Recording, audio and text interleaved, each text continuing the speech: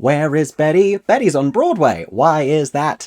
Good question. The answer, I'm assuming, is money. Money that the show presumably hoped that it would currently be making. Why is that not currently happening, I hear you ask? Well, this might be the answer. Oh my god, hey, welcome back to my theatre-themed YouTube channel. My name is Mickey Jo, and I am obsessed with all things theatre. I'm a professional theatre critic here on social media. I go and see shows all around the world, and then I let you know what I thought of them. And today we are going to be reviewing the new Broadway musical Boop, all about the iconic character Betty Boop. Boop boop a doop. The show is currently playing at the Broadhurst Theatre after playing an out-of-town tryout in Chicago, and it's one of many new musicals to have opened on Broadway this spring. I've already reviewed many of the others here on my channel. If you want to know my thoughts about Smash, about Redwood, about maybe Happy Ending, about Death Becomes Her, you can go and find those reviews with a few more to follow soon. So make sure that you are subscribed with the notifications turned on so you don't miss all of my upcoming thoughts about the other shows in New York, as well as here in the UK. Or if it's easier for you, you can find me also on podcast platforms. Now, as always, I would also love to know what you thought of Boop, because there are many differing opinions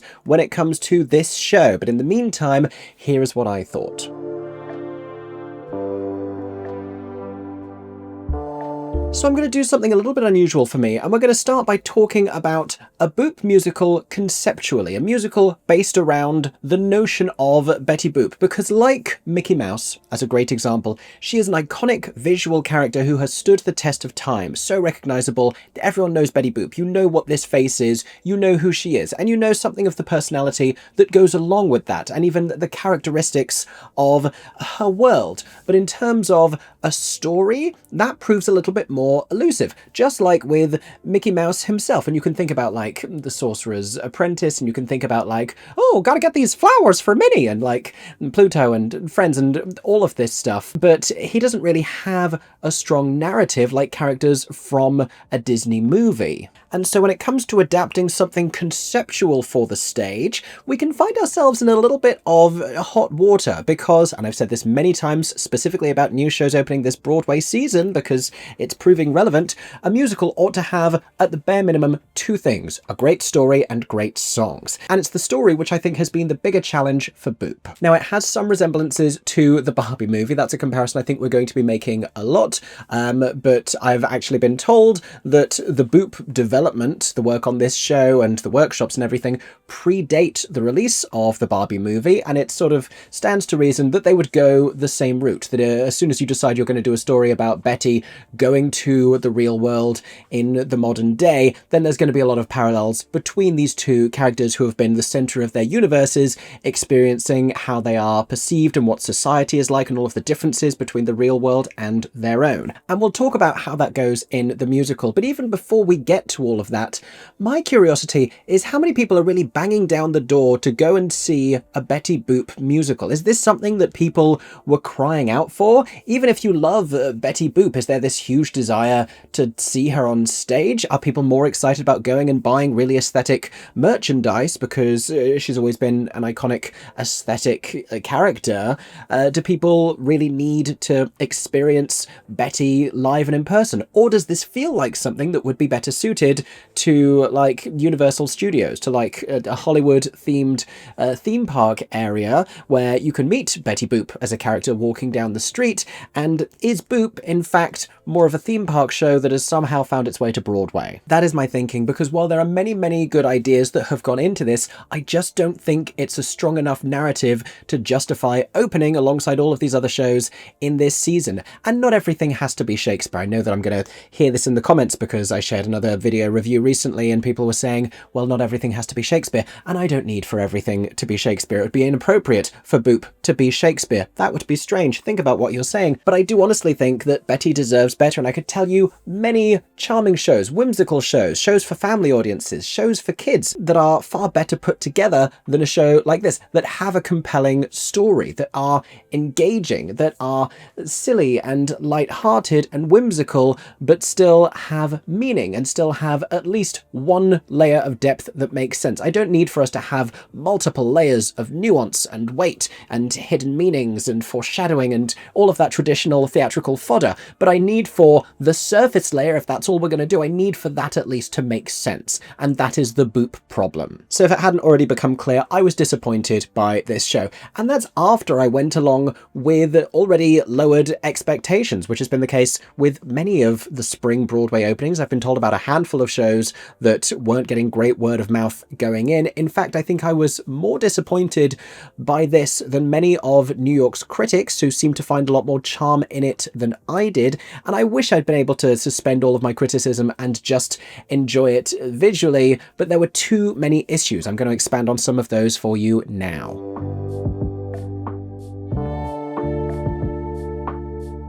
So here is the biggest boop problem in a little more depth. It's the story. There just isn't a good story here. I'm going to paint you the picture of what exactly happens. We meet Betty in her own world. It's a black and white world, and she does everything. She sings this great opening number about versatility because she's playing all of the different roles that Betty Boop has played over the years, and she's doing all these things, and she's leading this big high energy production number. She is the star. She is the center of this universe, and in fact in the Betty Boop world she is filming all of these shorts for consumption in another dimension somewhere else. I have no idea how that distribution package actually works, but clearly it's very clever, and it invokes immediately like the idea of the Barbie world that we see in the Barbie movie, where you have like rocket scientist Barbie and President Barbie and all of these different roles. Betty Boop has a similar sort of thing.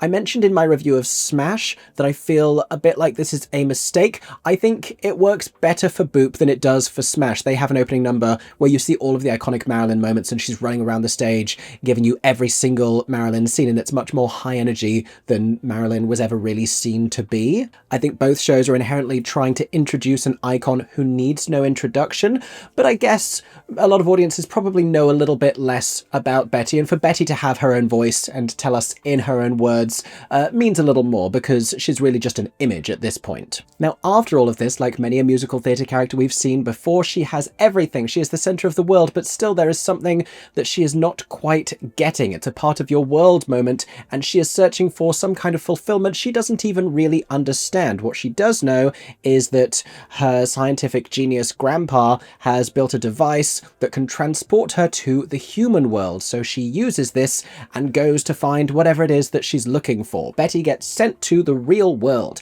This is where the problems begin, because even though it's an ingenious move to have her turn up dressed in the iconic Betty Boop outfit with a great wig at New York Comic Con, so that nobody is like immediately taken aback and shocked to see her there, they just think that she's in a great Betty Boop cosplay, the world that she finds herself in, we come to understand, is not the real world. It's a cartoon version of the real world, because everyone there is wearing these oversaturated bright outfits. Everyone is behaving in this extreme comic way. It's these broad caricatures. When we later get to meet a corrupt man who is running for mayor, he is basically a cartoon villain. He is ridiculous, which is not to say that you don't encounter broad comic ridiculous characters, especially in American politics, but I'm getting a little ahead of myself. There's a moment where we find ourselves on the iconic red steps of Times Square, and Betty gets to meet all of the people who dress up as different characters in Times Square, and if you've ever spent any time in that area, you will know that the way that they are presented here doesn't really feel authentic. It doesn't feel like New York.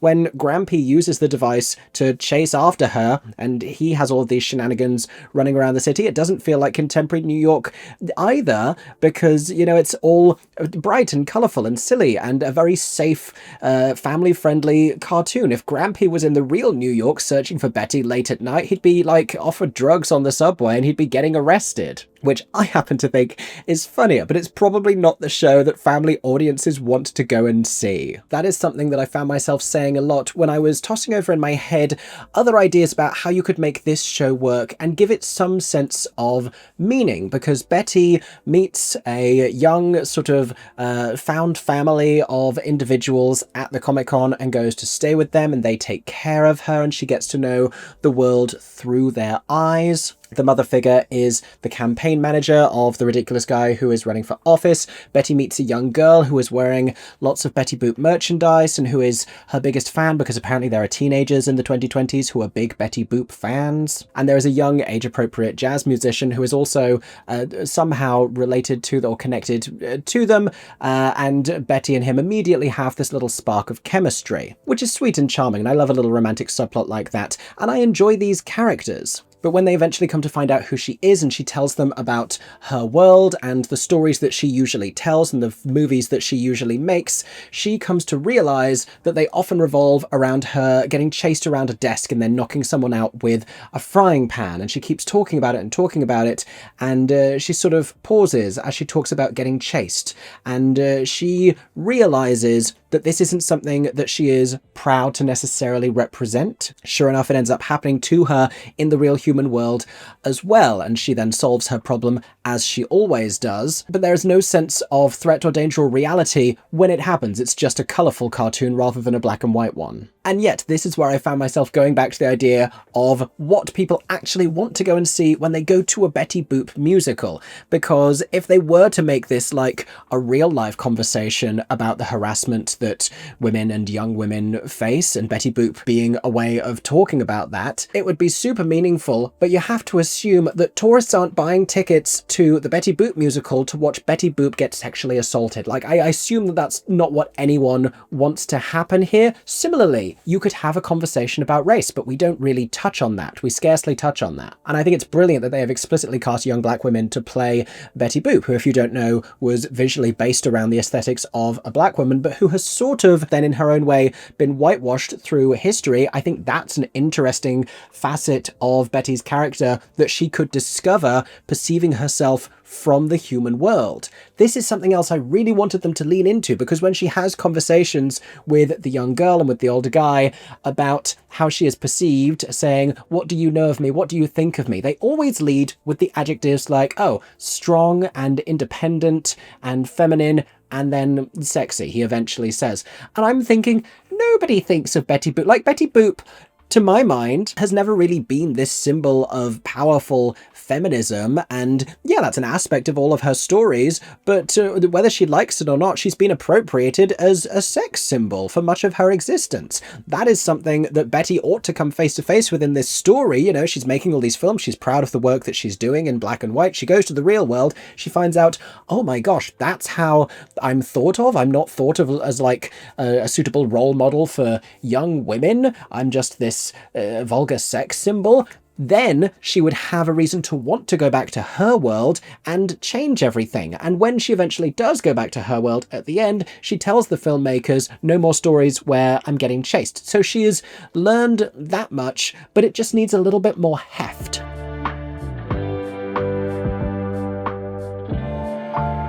And in fact, we've arrived at what I think is the biggest problem in the story, or really the lack thereof, which is Betty doesn't actually get to make the choice to go back to her own world. Now, since Betty has left her world, we get told in very brief asides that her world is basically collapsing without her. A similar sort of logic has been deployed recently by the Marvel Cinematic Universe in terms of like essential people who anchor their own timelines and who have to exist in different dimensions. I'm losing the point here. In any case, Grampy is chasing after Betty to try and return her to her own world. He finds her, but she's already fallen in love, and she gets dragged back to her own world just in time to sing a heartfelt 11 o'clock number ballad about needing something to shout about, and in fact she's just found it. But it's all pretty dissatisfying, as is the end of Act 1, when the young male love interest takes her to a jazz club, and she's had a little too much to drink, but she still gives a perfect performance of a great song called Where I Wanna Be in the club, and everyone's like, oh my gosh, it's Betty Boop, and the curtain comes down and we have no reason why we're going into an intermission, because there's no stakes whatsoever. There's a pretty easy fix for all of this, because Grampy,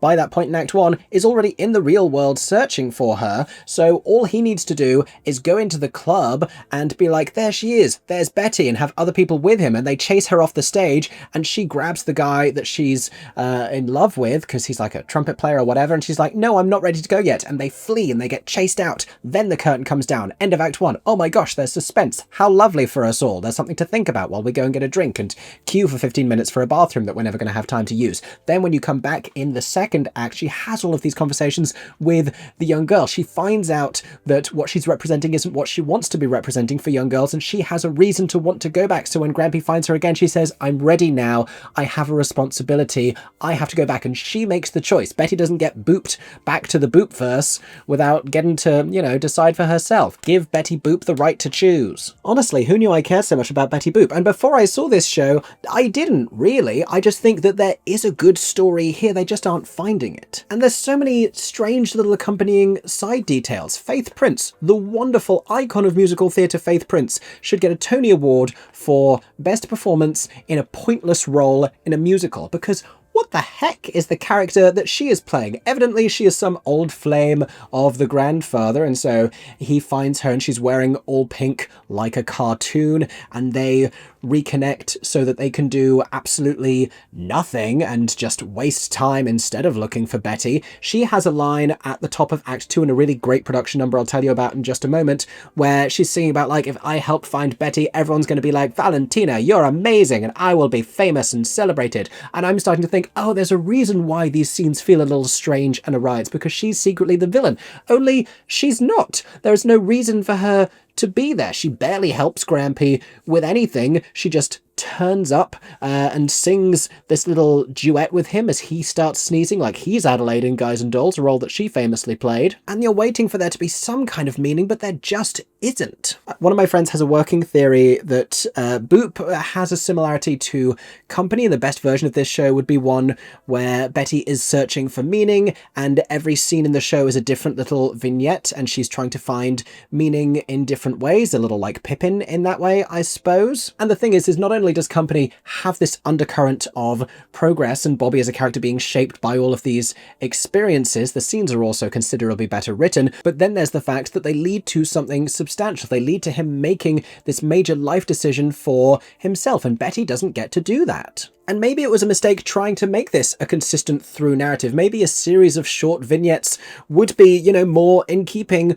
with the original Betty Boop style. Maybe trying to do something true to the tone of Betty as a character in the real world as it really is just inherently doesn't work. It feels a little like the Barbie movie, a little like Enchanted as another example, and it's not the story that they're trying to tell here, where they want to let Betty be Betty. But also maybe doing something that is deliberately silly and whimsical and cartoonish with a two-act structure also doesn't work, and it should just be a series of little shorts with some loose connection and a focus and somewhere to go at the end. We need somewhere to go. Take us somewhere, Betty, please. And so in conclusion, I think it does all boil back to that problem of no one really knowing what people are expecting from a Betty Boop musical, what people want from a Betty Boop musical, because we don't have that sense of something that we're even trying to achieve here. We're just sort of having fun and wasting time. Which isn't to say I hated the entire thing. Let's spend a little bit of time talking about some of the aspects of this production that I enjoyed.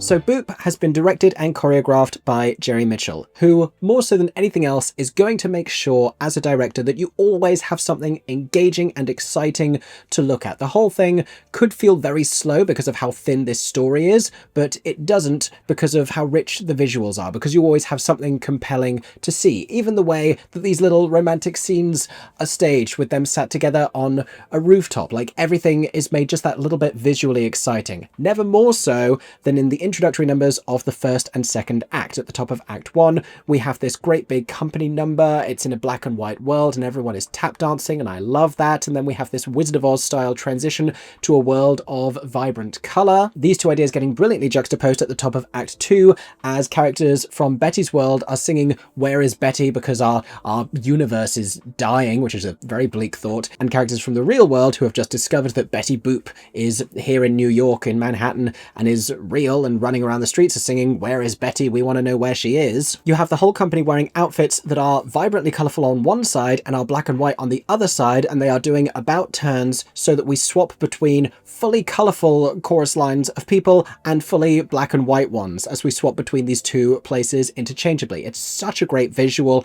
The song that they're singing is innocuous enough. They're singing, "Where is Betty? Betty is here. We've got to find her. Boop boop ba doop." And truly never is a lyricist more out of ideas than when they just finish a line with boop boop a doop. But at least it's the Betty Boop musical and you can get away with that. If you were trying to do that in Sweeney Todd, that might be strange. The lyrics are written by Susan Birkenhead. The score is by David Foster. David Foster, who is the musical mind behind a great many iconic pieces of music, has worked considerably less in the theatre. In fact, this is his first musical, even though he has something like 16 Grammy Awards. And I enjoy the score that he's composed for this. It's jazzy, it feels jazz age, it feels appropriate for Betty. Like I mentioned, that song I told you, "Where I Want to Be," that's a real hit, that's a great song. Bob Martin has written the book. Bob Martin, who is also a co-writer of the book for Smash this season, and it's very charming, it's very sweet. Betty in particular as a character is very clearly put across, and she is hugely endearing, in part also due to the performance of Jasmine Amy Rogers, who we will talk about. But I think a lot of my biggest praise for the show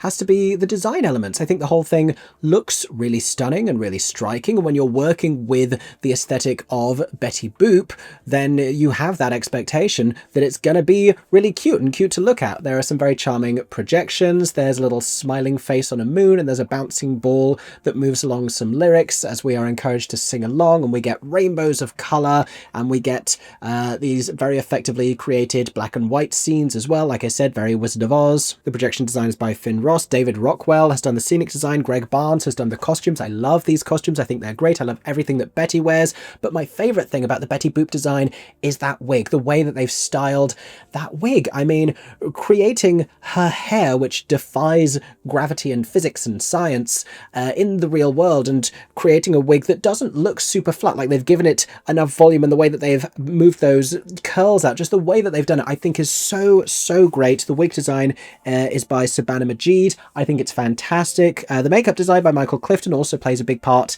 in that as well. And Skylar Fox is credited for illusions design. We have some fun disappearing moments, but I also want to talk about puppetry, because the marionette design is credited to the Huber marionettes, and you will notice I have a guest over here behind me. Pudgy, Betty's dog, is a character who we see in the show, who is puppeteered by this brilliant, accomplished marionette artist. The design, as I just told you, is credited to the Huber marionettes, and he is Philip Huber. It's so charming, it's so vivid, it's so brilliant the way that this dog is brought to life. I've seen a lot of dogs puppeteered on the stage before, and never with so much character or with so much dexterity, because he can pick up a newspaper with his mouth and take it over to grab it. I've seen teams of people not able to articulate a small dog as much as this one gentleman is able to do. It's fantastic work. It's very sweet. I would unironically give him a Tony Award nomination for Best Featured Actor in a Musical, because I think it's a huge part of it. I think it takes an extraordinary amount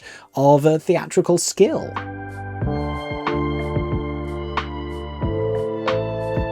Pudgy is legitimately scene stealing, and since we've started talking about performers, we have to spend a lot of time talking about Jasmine Amy Rogers. I'd heard great things about her performance, and people often talk this way about newcomers and debuts and jazz, and I think I can sometimes get a little bit cynical, but truly this is a star-making role for her, and this is a real Star is Born moment on the Broadway stage. She is sensational. It's a knockout performance. It completely took me back. I was moved to tears, not really because of any depth in the material, but just because of her incredibly endearing, heartwarming, and heartbreaking performance. There's not a lot of melancholy in her story, but she spends so much of the show with a tear in her eye and this little affectation. The voice that she does throughout is brilliant and is characterized, and even though she's got this this cartoonish wig on. She's got all of this makeup. She's wearing these outfits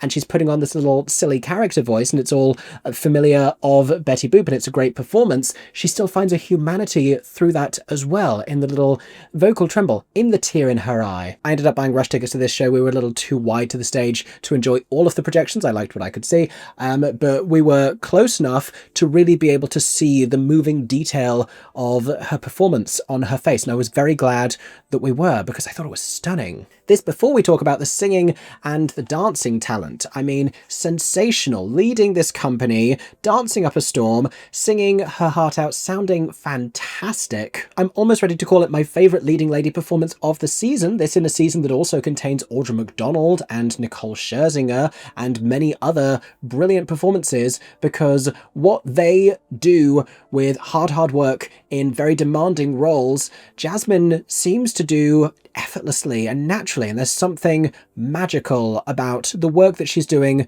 on that stage. I can only imagine the performances that she is going to get to give in more substantial shows, because if she can make me cry at Boop, if she can make Boop heartbreaking, I think she can do anything. And she's not alone on that stage. I also enjoyed Stephen DeRosa as Grampy. I thought he again was very exaggerated and broad and wacky in a way that made sense. Faith Prince, as mentioned, just wildly pointless as a character.